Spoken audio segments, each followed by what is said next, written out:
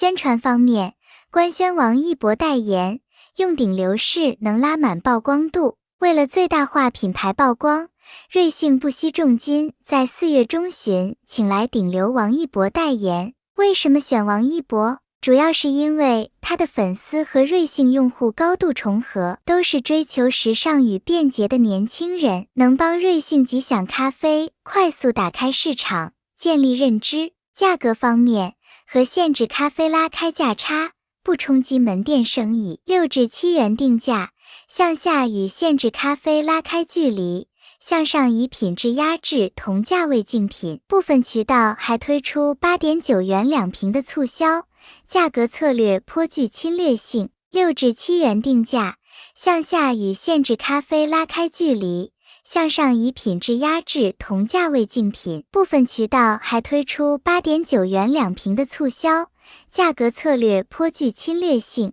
渠道方面，便利店、商超、线上、目光所及皆有瑞幸。目前瑞幸除了在天猫、京东、抖音等主流电商渠道全面铺货外，线下渠道也没有落下。商超、便利店、即时零售平台、量贩零食连锁都能看到瑞一瓶的身影。通过这一系列操作，瑞幸首波市场策略反馈良好，上市24小时内便创下了线上渠道销量突破100万瓶，全品类销售额达1800万元的惊人战绩。据了解，瑞幸吉祥咖啡目前上线生椰拿铁、经典美式、柚 C 美式3款即饮咖啡口味，每瓶规格360毫升，零售价约为6元。2024年7月，瑞幸便推出预包装咖啡品牌，也就是瑞幸吉祥咖啡，从咖啡液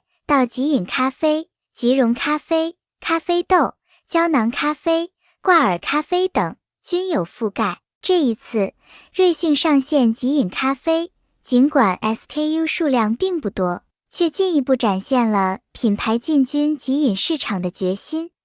而这背后，或正掀起新的探索与角逐。亲爱的观众朋友们，大家好，我专门收集了一些非常有王一博风格的单品，不仅时尚，而且超级百搭。这些好物我已经整理好，放在视频描述栏和评论区了。如果你也喜欢这种风格，欢迎点击链接看看，也顺便支持一下我哦。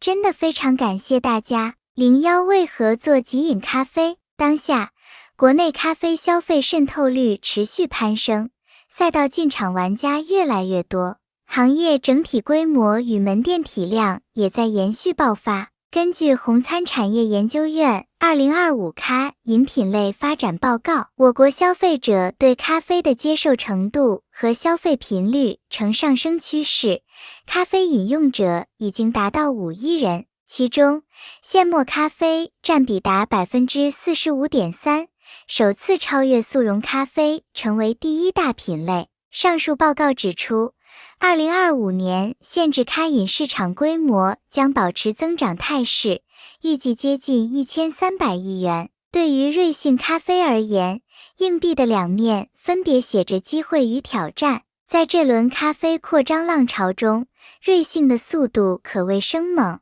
截至2026年第一季度，瑞幸全球门店总数突破 3.3 万家，扩张速度惊人。在去年4季度电话会上，管理层明确表示，获取市场份额依然是公司战略规划的重中之重，但留给瑞幸咖啡门店的空间显然也在压缩。数据统计机构集海品牌监测曾表示，2024年7月此前的一年，瑞幸咖啡新开门店中 37% 是由加密门店贡献的。加密门店指的是已有门店周边500米范围内新开的门店。数据显示，在1线、新1线和2线城市，瑞幸有超过一半的门店属于加密门店。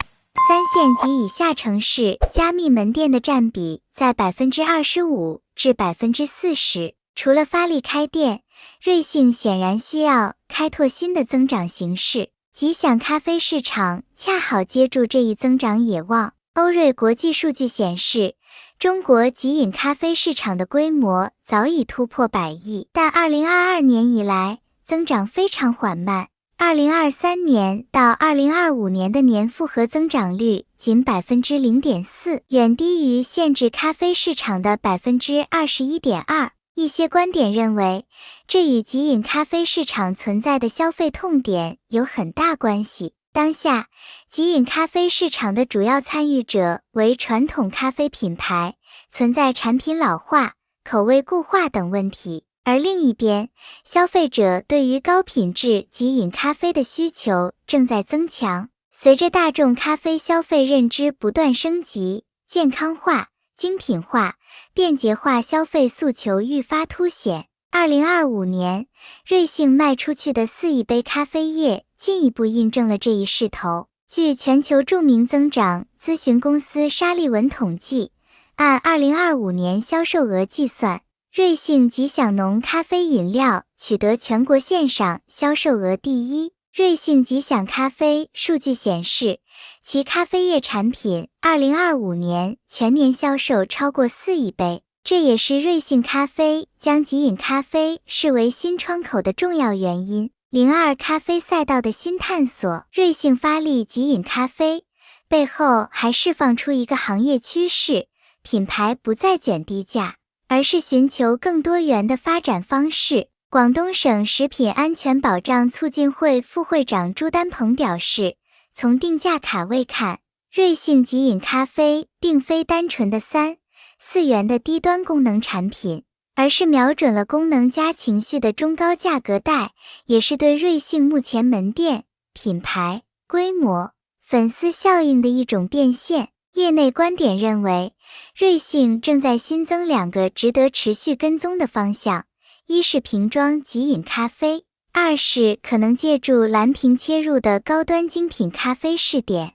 这2个新方向虽然短期对收入贡献未必大，但从估值逻辑看很重要，因为它们意味着瑞幸未来不再只是比拼单店模型和开店速度，而是在探索品牌层级扩张和消费场景扩张。不想只做蜜雪冰城是咖啡行业的新叙事。今年3月，瑞幸咖啡的大股东实控人大钲资本与雀巢达成协议，收购蓝瓶咖啡的全球门店资产。随着这次收购的达成，瑞幸将从单品牌走向多品牌，也逐渐覆盖中高端咖啡。而4月2日起， Manner 网红饮品绿野仙踪上调价格5元。4月7日起，所有门店的单品豆咖啡每杯再涨5块钱。据窄门参演数据显示，目前 Manner 在全国拥有2503家门店。再往前，瑞幸、库迪均在收紧 9.9 元咖啡活动。在近期的采访交流中，多位咖啡业内人士告诉博虎财经，咖啡涨价是行业必然趋势。咖啡烘焙商小陈认为，这是因为商业咖啡不想继续做赔钱生意了，要开始追求盈利。以前的9块9，第一是可能不赚钱，第二可能是倒贴，第三可能靠其他的业务把利润抬上来，算上运营等七七八八的成本， 9.9 元已接近一杯咖啡的成本价，一味卷低价已变得不可持续。瑞幸最新的财报或已释放这一信号。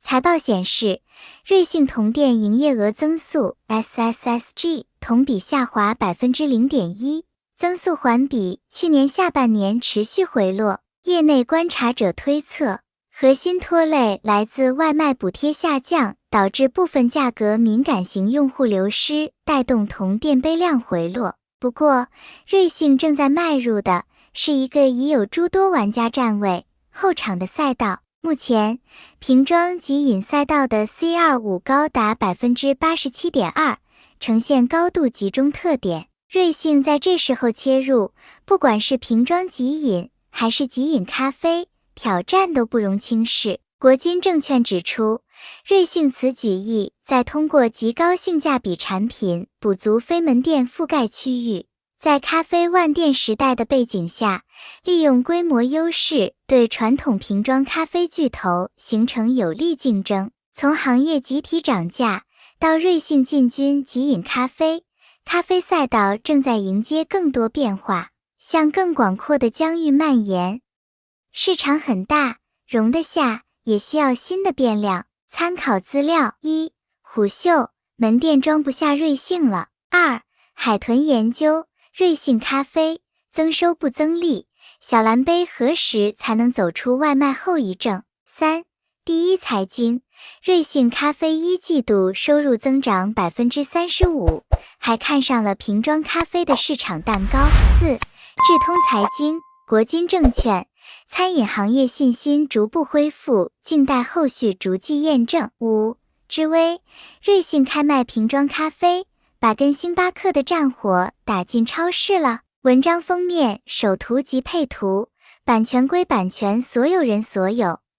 若版权者认为其作品不宜供大家浏览或不应无偿使用，请及时联系我们，本平台将立即更正。感谢您观看视频，如果您觉得这期时事通信有用，请不要忘记点赞、评论和订阅。祝您生活愉快，充来活力，再见。